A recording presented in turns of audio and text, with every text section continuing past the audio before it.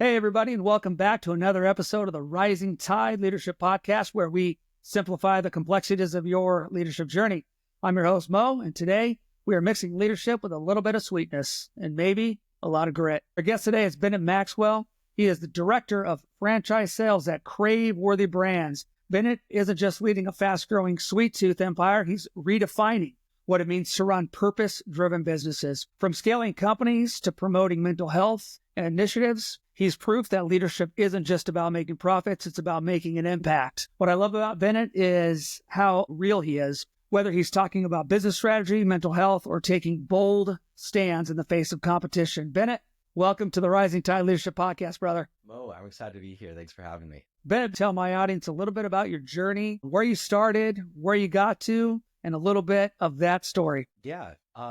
Grew up in Utah, 7 of 9 kids, single mom. There's 7 boys. So I had, brothers 2 years older than me, 2 years younger, 4 years younger. So the 4 of us, we were kind of always hanging out and got into selling whatever, hustling candy bars and lawn aeration, snow shovels, door to door.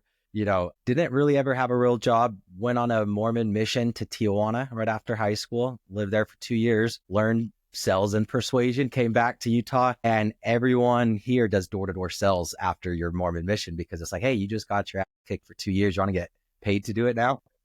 Absolutely. Like, sure. So the door-to-door, for sure that all of the largest companies are here in Utah, like in Provo, Utah, right next to the Brigham Young University. So I did that for a few years, dropped out of college, my first full year doing that. I was wanting to be a pediatrician to make $200,000 after, 11 years of school/residency. And I made it in 5 months, knocking doors as a 22-year-old. I'm like, I'm going to choose this. Got into door-to-door, led me to a solar company in 2020. Started a solar company in San Diego, exited that after about 18 months. I didn't know you could sell a sales organization, but somebody wanted to buy it. I bought Dirty Dough right before I sold that. It was a single store out of Arizona. And I thought if I could centralize the production, ship them a pre-portioned cookie, they just put it in the oven. That's what Mrs. Fields has been doing for 40-something years. Let's just do it, but in the large gourmet cookie space. So took about a year to develop that, franchised it, sold 400-ish franchises, opened up about 100 of them, closed over a dozen of them as well for expanding too quick. And then I sold the company. All of that in the last few years. And now I'm doing franchise sales for the company that purchased Dirty Dough. I formed a brokerage called Franchise Key, KI. So anyways, doing that, Glow, and another brand called Tanning. I know I'm kind of going off because I am doing a lot and it changes every hour. So if you ask me tomorrow, it might be different. What excites you about what you do? Because like you said, there's a ton of stuff that you're doing. And I was looking at your resume. I'm thinking, man, how does this guy keep it all straight? It's all sales and communication, at least, in my point of view. When I dropped out of college, I dropped out not because I didn't value education. I highly value education. I just didn't value that format to get me what I wanted. If it was becoming a doctor, then yes, there's a lot of value there. But if it's like, well, I just want to be a sales kind of professional communicator, that's where I put my focus. So when I dropped out of college, I didn't drop out of the mindset of not going to school for another 4 years and not investing $100,000 in my education. I just said, I'm going to do that, but becoming a professional communicator. And I think that was a really good decision because then I've never mixed a batch of cookies, and I didn't need to. I just stuck on kind of what I like, which is the sales communication side. And then it led me into being able to hire high level CEOs. The CEO that really built Dirty Dough was a vet in the industry for 40 years. She started a company called Maui Wowie Smoothies and Coffee in 83, grew it to 600 something franchises. So I'm like, was I able to get her? And then the CEO after that ended up buying the company. He was the former CEO of Jimmy John's. I think it's just sales and persuasion. Yeah. Raised just over $9 million in 2 years as well with zero experience raising capital. Kind of came back to the sales. And so, it's a lot of different avenues. I'm doing solar and then telecommunications and internet, whatever, but it's not, it's a different product. But what I like is identifying a problem, seeing if I can solve that with a product and then making sure to package that product, as sexy as possible in order to increase the sales. I remember one of my mentors told me, I've been in the business of speaking my whole life as a coach and a pastor, et cetera. He said, Mo, speakers are a dime a dozen, but great communicators are 1 in a million. And it sounds like you have really focused on that communication piece, which gives you more influence. How do you personally define leadership, and how has that definition evolved as you've grown as an entrepreneur? The first thing that comes to my mind, like a leader is somebody who is confident in themselves, whether or not they're, you don't need to know what you're doing. You just need to be like, I never know what I'm doing really, I'm making up, but I know that and I'm confident in it. Like there is no like, oh, I'm going to put on a front that I think I know what I'm going to do. Being confident in the lack of knowledge. The other thing I think is asking questions. I mean, this goes back to sales or communication, but also leading. Like, how are you going to lead someone to where they want to go or where you want them to go if you don't know or they don't know or you know, but they don't know, right? Like if you're not asking the right questions, I'm like, wait, what are you actually doing in this job? And what are the actual problems? Diving in, identifying, isolating what the issue is, and then trying to resolve that. I think, yeah, I'm going to go with those two. I think those are the two things that have helped me become a leader. Was there a specific moment or person, mentor in your life that's helped you to shape that perspective on being an entrepreneur? Okay, for like the business side, what I failed to mention in my story as well, I sold my solar company, went through my own midlife crisis. I was only 28. It's 310 pounds. I'm at like 185 now. So that, I went through kind of a personal transformation on the physical side. I think my brain 100,000% is different as far as like the thought processes and well. So I'm throwing that out there, and then I'm going to keep them separate. On the business side, though, a guy named John Richards, like I had started a solar company and exited, and it was a 7-figure exit within 18 months. And I'm like feeling really cool, it was me and my brother that did it. He really taught me everything. He's a lot older than me. Anyways, I sell the company, and my buddy's like, hey, fly out to Utah, pay a few grand for this startup course. It's 3 days. You're going to meet this guy. And he knows what he's talking about. I'm like, what are you talking? I know what I'm talking about. I just sold a company. Anyways, my buddy convinces me, and I went out there, and then looking back, I'm like, holy shiz. Everything I did was just luck. It just, I just got lucky. Everything fell into my hands, and I accepted it, and I'm grateful for that. But I didn't know anything about business, and I still know very little. But he took me out of the world of small business, like I'm going to do it myself. Yeah, I was scaling. Yeah, I wasn't working in the day-to-day all the way. But his is like, I took Yellow Pages online in the late 90s and IPO'd it for over $30 billion. Different mindsets, right? So he's teaching me what vesting is and how to really set up an advisory board. I'm like, what is an advisory board? I don't know what an advisory board is like. Isn't that like a board of directors that's a bunch of old people that sit in like a wooden room and make decisions? I don't know. Like, he's like, no, an advisory board, they just give you advice. You give them 0.25% of equity, maybe 1.5%. Don't go higher than 1.5% in equity over a 2-year vesting period. And the expectation is, they're available for phone calls, maybe an hour a week on average. And I'm like, who would ever do that? Who would ever take 1% of a company that's worth nothing to take my calls, But I'm like, well, I need to sell this guy. So I sell John on being my senior advisor. And he has his stipulations. I had to lead the solar company. I'd already sold it, but I had and I had a salary. And I only had like a meeting a week. He's like, you got to ditch that. Then you have to set up vesting for you and all of your founders or all of your partners, because I brought in partners as well. And I did. And then I used that vesting schedule ultimately to buy them all back out very amicably. Like there's no looking back. We're all still good, right? Because we set up the vesting schedule and we're like, okay, if these metrics aren't met, these are kind of where it's at. So I would say John Richards and that startup course, it was so surprising on just how little I knew. And then once I got him as my senior advisor, then he kind of helped me build everything, helped me raise capital. Getting somebody in your corner is really, really good. And if you make it official by, having some advisory shares through a contract, I would definitely recommend that. And that's something that I really want to always do going forward. Well, that's great, man. Wow. Dirty Dough has a bold, unapologetic brand identity. How do you lead your team, not only to buy into, but live out the brand's authenticity in an everyday kind of way? I'm a good leader, but I think that's different than being a good manager. So I guess my leadership and the culture of like, okay, being bold and unapologetic and authentic, I think I do that on social media, talking about everything under the sun that maybe you shouldn't talk about. As a company owner, I mean, nothing bad, but drugs and psychedelics and consciousness and religion and politics, like nothing's off the table for me, I think. And then we had a pretty public lawsuit. And again, it's not like I'm like talking to my team other than, my CEO and maybe a few other team members. But I think the whole company kind of gets the culture, right? As they see us on the news or the social media or billboards kind of us poking fun of the competition in a lighthearted way. So I think it's like your culture is going to be your company's culture if you allow it to a certain extent.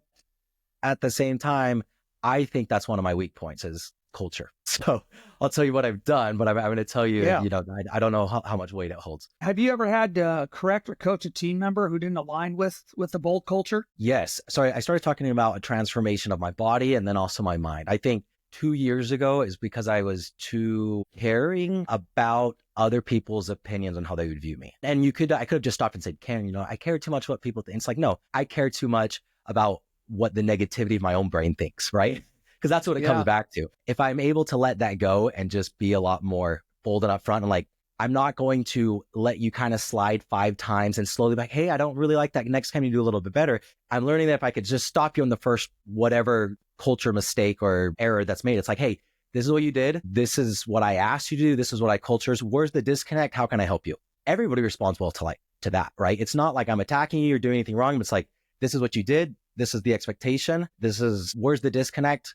Can I help you out? And then you do that on mistake number 1. So it's being more confident to be more confrontational, not in a negative way, but just to have those confrontations. I think that has been a lot easier as I get more confident in myself. And I think it's a lot more effective in keeping a tight culture because before, I guess that is my big error when I said I'm not good at culture, just because I let it slip because I don't want to correct anybody because I want everybody to like me. I'm like, I don't want to. And then I'm like, well, and then I'm going to have to hire another person if this person sucks and I want to do that. And then you just keep people that shouldn't be around longer than they need to. And it, downward spiral versus the upward spiral. Yeah. I know that when you were with Dirty Dough, you made mental wellness a cornerstone, as we know that's very important to you.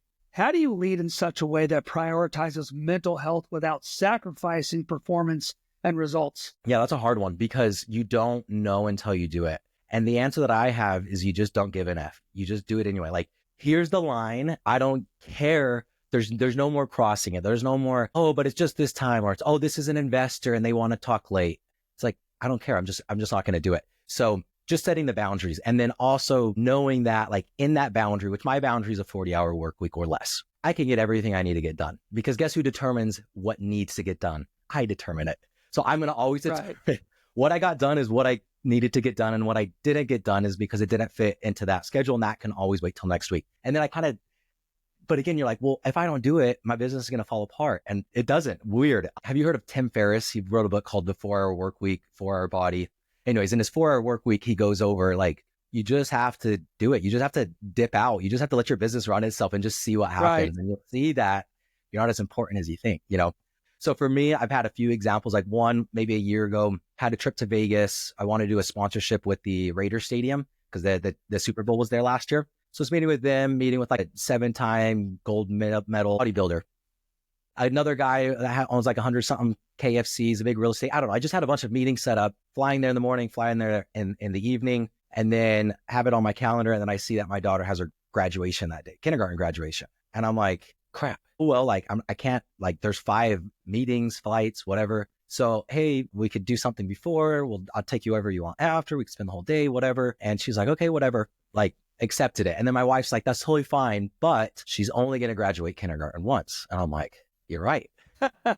What's the point of working? Like, what is the point of going to Vegas if I'm going to miss kindergarten? Isn't that why I'm trying to have these big meetings and trying to get a big sponsorship so I could be with my family? Why am I not just being with them today? So very easy, like texting everybody, hey, sorry, I forgot it was my daughter's kindergarten graduation. Like I just straight up told everybody. And of the 5 meetings, I rescheduled 4 of them for like 3 days later and I just changed my flight, And then I'm like, so anyways, it's examples like that and setting the story. When I sold my company, I didn't do any work over the weekend because I don't work on weekends. And there was all the work to do. And if we didn't close by Monday, the valuation of this or that, or the $2 million increase, I don't know, right? And I'm just like, I went camping with no service. I'm like, I'll get to this on Monday. And we closed 2 minutes before midnight. That's when I got the email. But again, it's just like, if it happens, it happens. It doesn't happen, it doesn't happen. But like, this is who I am. This is what I want to do. Now, to get there though, I had to get up to 310 pounds and have a roommate relationship with my wife and not an amazing relationship with my kids, sell a company,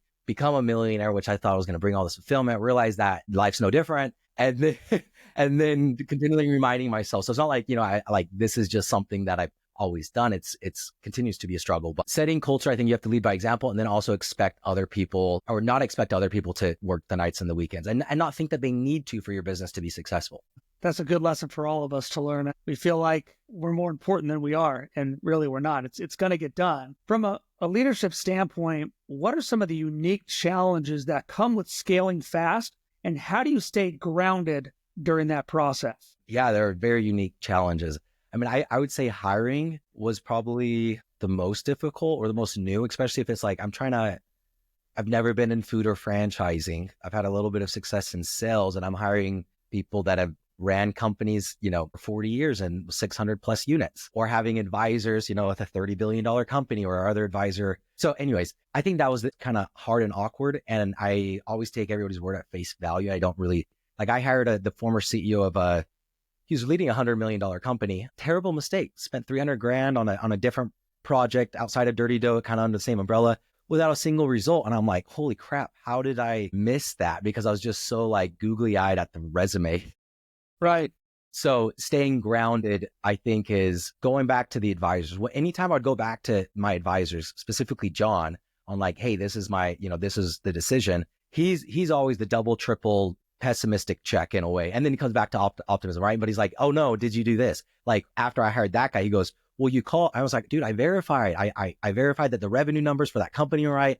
I called his references. He's like, well, they're his references, you idiot. Of course they're gonna, it could be his mom. You don't know. You have to go on social media, find mutual connections, and go that route. And I'm like, oh, okay, that's cool. So hiring has been very hard. Raising capital is a whole nother world of legal.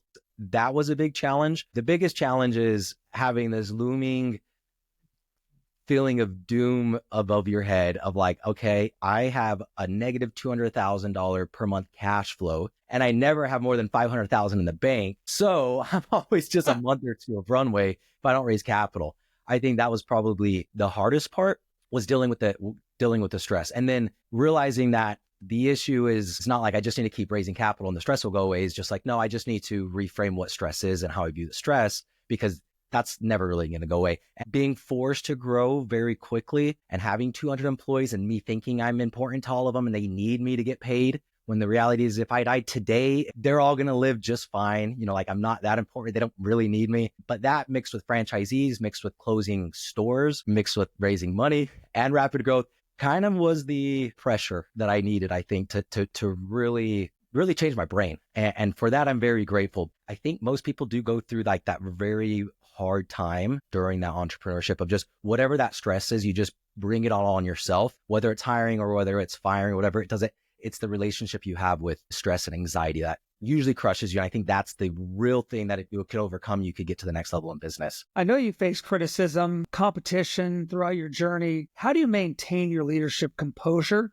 and keep your team focused when the external pressures mount? Yeah. So, okay, we got sued before we even opened up a franchise. So I had one store, I started franchising, one corporate store, and then Crumbl sues us. We threw up some billboards saying, Dirty Dough coming soon, because we both are across the street from each other, basically, and on the only freeway there is in Utah. And then the next month, they throw up a million billboards and they sue us, and they're like, number one cookie company in America. We're selling 1 million cookies a day at $3.80 a cookie. So we're $1 billion company on this billboard. You know what I mean? And then they sue us. Nothing happened. It was kind of okay, this is a bogus lawsuit. It's annoying, that I'm gonna have to fight this. 6 weeks goes by and a news article picks it up. So it's crap, now I'm gonna have to come up in front of this, because in franchising, if you're sued, you have to disclose it on your disclosure documents, in your franchise disclosure documents. Plus, every single new franchisee is going to know about it. Now it's in the news, all of my current employees. So, I guess I am glad that it came out, because then that gave me the chance, to address the leadership question of I was upfront and honest about my opinion on the lawsuit the entire way. I didn't hide anything. This is what's going on. This is my opinion on it. Whether it's true or not, doesn't matter. But I did, a 2-week LinkedIn post of every point of the lawsuit and how most of them you could verify how false they were. It wasn't he said, she said. So I think opening up with that, and then also battling it not only open, but with humor. So the first thing that we did was, I guess the first thing I did, I took a picture of a screenshot of the news article, Crumbl sues Dirty Dough. And in the lawsuit, it mentioned sprinkles, because we have sprinkles and they have sprinkles, duh, sue us. Yeah. So they did. So I was like, watch out, Granny. If you're using sprinkles on your cookies, Crumbl's coming for you. And then they threw up, they had their billboards up, and I posted something on their billboards and then our billboards. And then I changed our billboards, and now it said our cookies don't crumble with competition, because we're getting sued by Crumbl. Cookies so good we're being sued, and it had like a blurred out picture of a cookie with the word censored, like it's a pornographic image in the middle of Utah Valley. That is Things great. like let your taste buds be the judge, and tagging Crumbl. And again, it's not like I'm just like posting it and like, I'm like, hey, what do you got? I love your billboards. What do you think about mine? So then it led to some professional commercials, which were really funny. And then a million different interviews. I've never not responded to an interview. I've never not responded to a comment or an accusation or anything. And I made that decision I'm like, I'm just going to be 1,000% upfront about any and everything in my life. And so far it's been really good.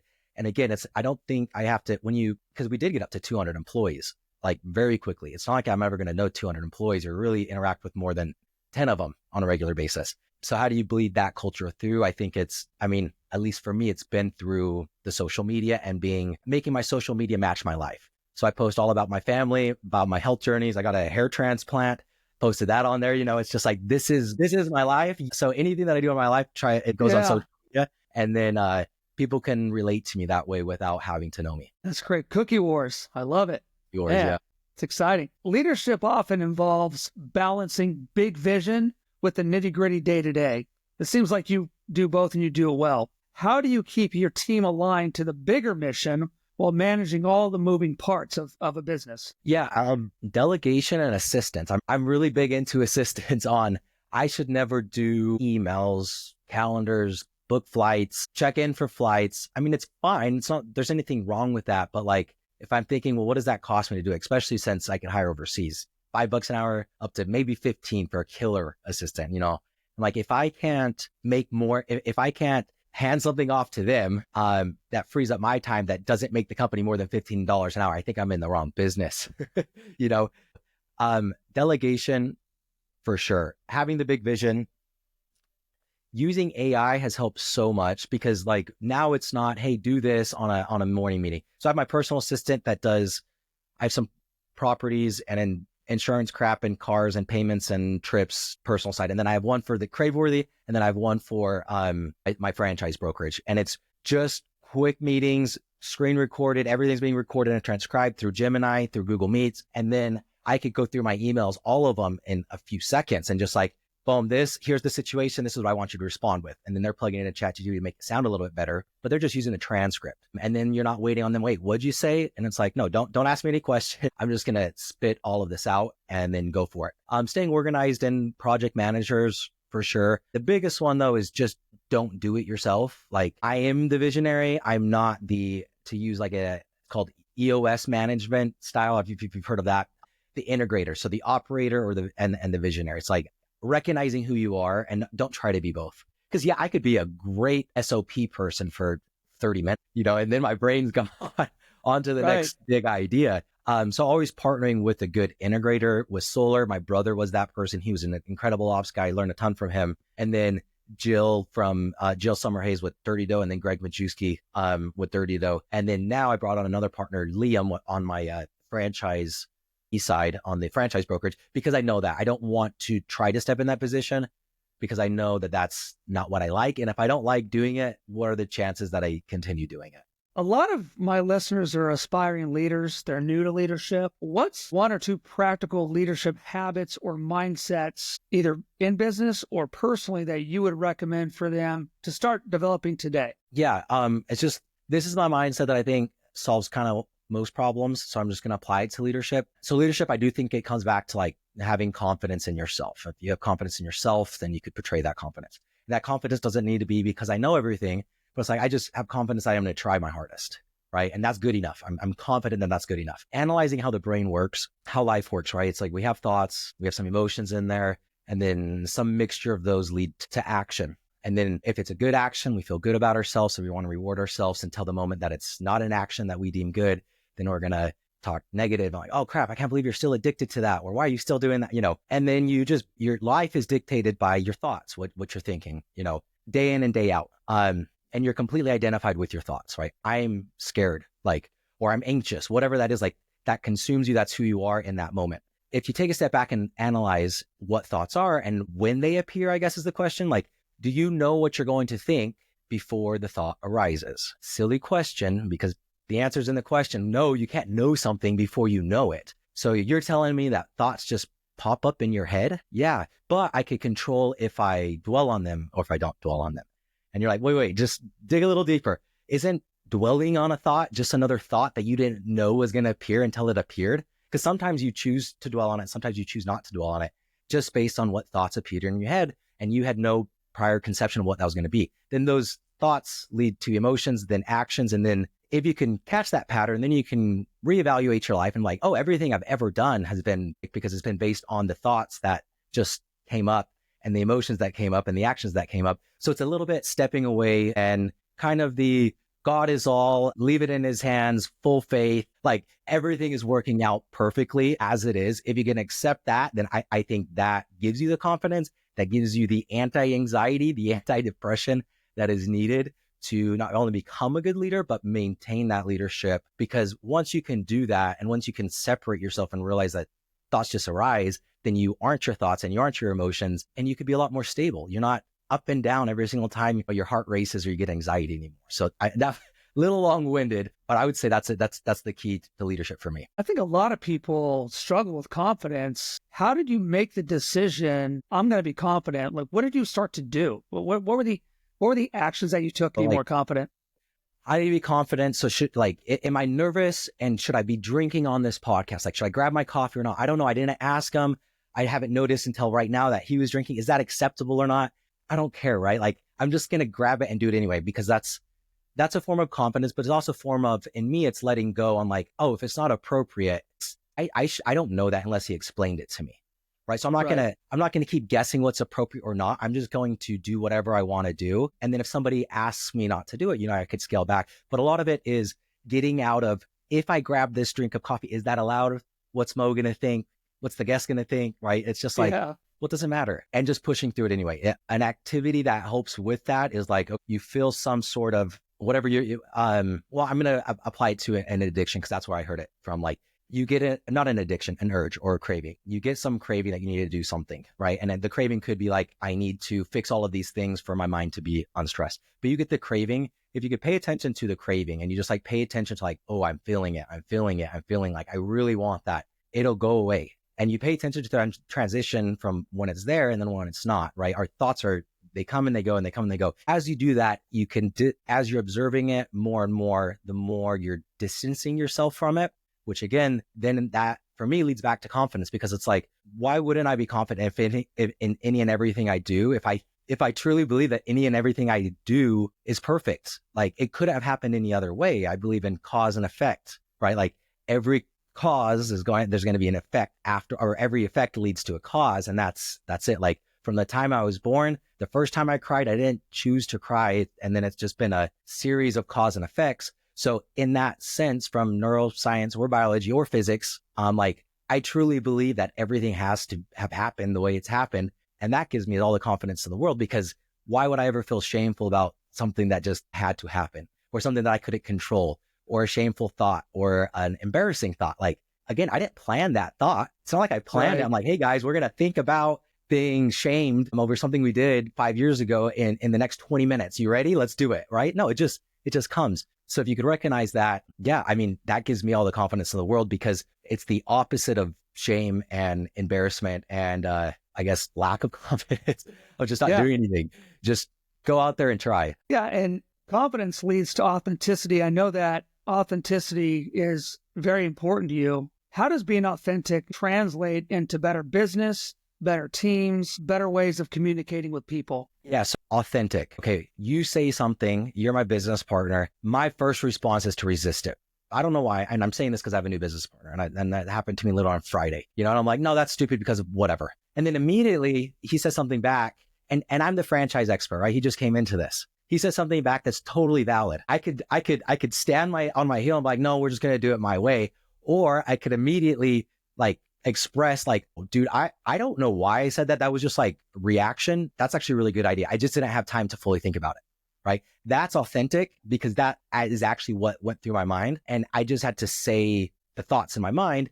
And then it was, boom, we're back together, right? Rather than trying to drive a wedge. So like, I guess catching yourself anytime that you have made a mistake and then like just recognizing it as a mistake and kind of moving on, I think helps a ton. And then also put yourself in his shoes. It's like he just got told no. And then in 5 seconds, he got told, oh, no. Sorry, he was making a mistake or the other guy was making a mistake. You were right all along, right? I think that makes them feel a lot better and more validated as well. It's clear that you're about much more than just profits. You're building something with purpose. How can leaders at any level use their influence to positively impact their teams, their communities? Okay, so first, I think you need to define what is the impact you want to have, and then why. And the why behind it is what's the emotion that you're trying to achieve. And I think that's where we miss our goals is we do a material goal. I want $1 million. I want a nice car.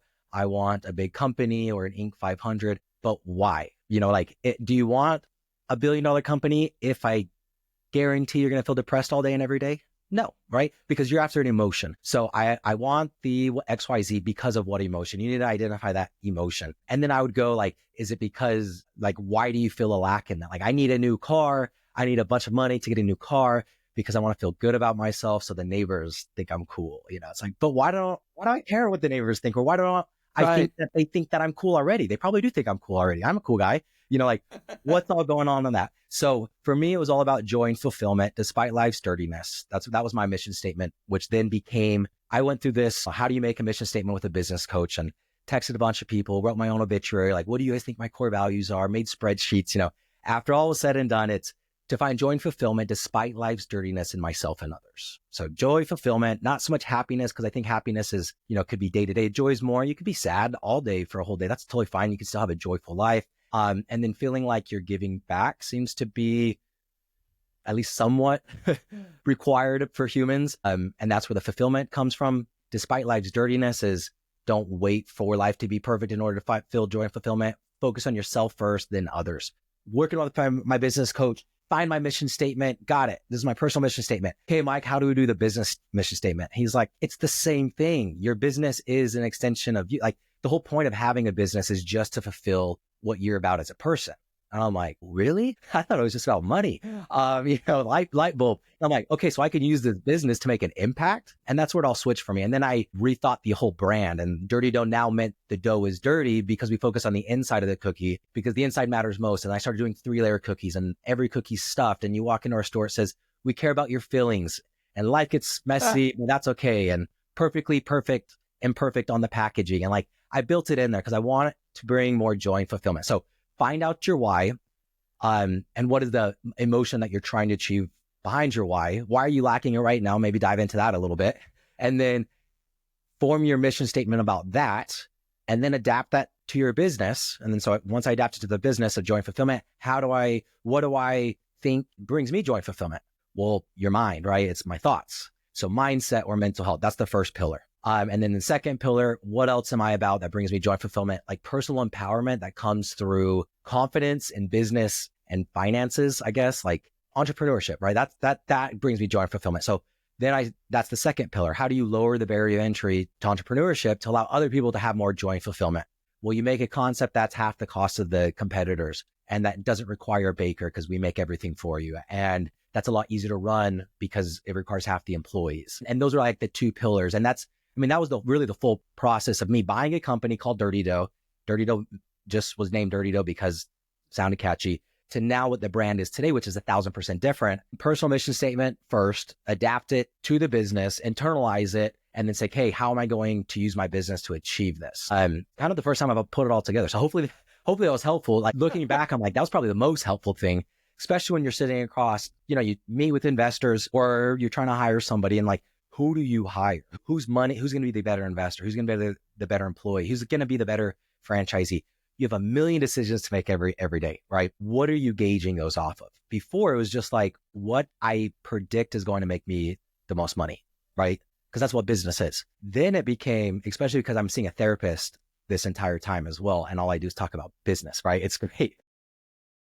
Right. But then it's, okay, well, if you took on this franchisee versus this franchisee, how is that going to affect the joy and fulfillment in your life? Way easier question to answer, right? Or if you take this person's money or this person's money as far as investors, or don't take any money at all, what's going to have the more joy and fulfillment? So like everybody early on, like don't raise money. Company's going to be worth $10 bajillion and all of this, don't raise money. I go to John Richards and he's like, no, how would you feel if you had another $1 million in your account, or not another $1 million? I'm not going to say I had $1 million. How would you feel? We were always running thin, how would you feel if you had $1 million sitting in your account? Like, how would you sleep at night? And if you were able to sleep at night, how much better would you be able to operate? And I'm like, oh yeah, I'm going to go raise money. Who cares about whatever we sold it 5% or whatever we sold it for? Because if it is a $1 billion company and I still own 50% of it, like who cares? 50% of a big number is a big number, So I think that was also really good advice on like, for me, I sold more of the company than the majority of the people told me to do, but I still had over 50%, so it's still fine. And it did lead to a better lifestyle. And the reason why I was able to make that decision is because I pitted it against, or I measured it against that mission statement that I'd created years before. So yeah, I mean, yes, do that if you haven't done that. Make a mission statement. Every time you have a hard decision, come back to your mission statement, which has to deal with an emotion, not a material goal, and say, is this decision going to take me further or closer to this emotion that I expressed in my mission statement? So I love that. At the end of my podcast, I always give Mo's final thoughts, but when I have a guest on, I'd love to hear the advice that they have for leaders. What are your final thoughts today? I'll give going back to practical business. Get an advisory. This is how I was taught how to set it up. Get an advisory board. You want a senior advisor, you want an odd number of advisors. It doesn't really matter if it is or not, but in case it's like a vote, again, you have all decision making anyway, but get 3 or 5 advisors. Start with 3. Get a senior advisor, give them 1.5% equity. You subject it to vesting over a 2-year period of time. What vesting means is if they leave or they're fired by you, you get your equity back. So you give them, let's do 1% for simple math. Every 6 months, they lock in 1/4 of their equity. So 1/4%. So they stick with you for 6 months and then they move, or they get another job, or you quit, or your business goes under, or you sell, doesn't matter. You're only giving them 25% of that equity, 1/4%, because they only stuck with you for 6 months. So it protects you. And I did hire an advisor the wrong way. I gave him 2%. He told me he's going to be a super advisor. He was for a month, and then he disappeared for 2 months. So I fired him, and I didn't give him any equity because he left before the 6 months was up. No hard feelings. He signed the agreement, and we still talk, Then you want 2 other advisors, get them, 0.5% to 1% equity, same thing, 6-month vesting. You can look up these contracts online. The second advisor I got, we got John Richards, and it's like, hey, John, how do I build this? He goes, oh, well, I happen to be the advisor for Property Management Inc., which is the largest property management franchisor in the world. I'm like, okay, so what do we have to do there? And he's like, oh, let me text Steve. And Steve's on the advisory board, And then the third advisor was supposed to be Jill. I ended up hiring her as the CEO. And then I brought on Greg Majewski, former CEO of Jimmy John's, who ended up buying my company. He came on as an advisor, and then as the CEO, and then the investor. So having advisors, and then here's the expectations for your advisors. Senior advisor, an hour or 2 a week, be there for you, connect you with people, right? All of the other advisors, the expectation that I set was an hour a week on average, but it's probably going to be 2 or 3 up front, and then probably going to be nothing in the year, right? But we'll keep you on and let everything vest. But if you could get good people in your corner that have been there, done that are willing to take the calls and the advice with you, do that. And then on the side note, realizing that everything we've ever done is to try to achieve an emotional state, and realizing that most insurances pay for professionals that know how to help you manage your emotional state, called therapists, for $10 copays or $0 copays. Like, go get someone who's an expert on the one and only thing that's most important to you in your life, which is achieving an emotional state. So get advisors for business, go get a therapist, go try it out. Just talk to them about business, talk to them whatever, but realize that all you are is an emotional creature. Everything you do is based off of how you want to feel. Lean into that and you'll go a lot further. Man, that is some awesome advice. Bennett, where can people connect with you? BennettMaxwell.com. I have links to, I have a podcast, Deeper Than Dough, focusing on the emotional side of the entrepreneur's journey. Craveworthy, we're selling a decent amount of brands on that. And those are fun to check out. And then also a glow tanning brand that I'm getting into, like a health and wellness spa. But it's all there. I post every day about everything we talked about today and under the sun. So hopefully there's a little bit of value there. And it's been an absolute pleasure, brother, having you on the show today. Your approach to life, business, and leadership, culture, purpose-driven business, it's inspiring. Thanks for sharing your story and reminding us that all leadership is about growth. It's about personal impact. And we're blessed to have you here today. Thanks, Mo. Appreciate it.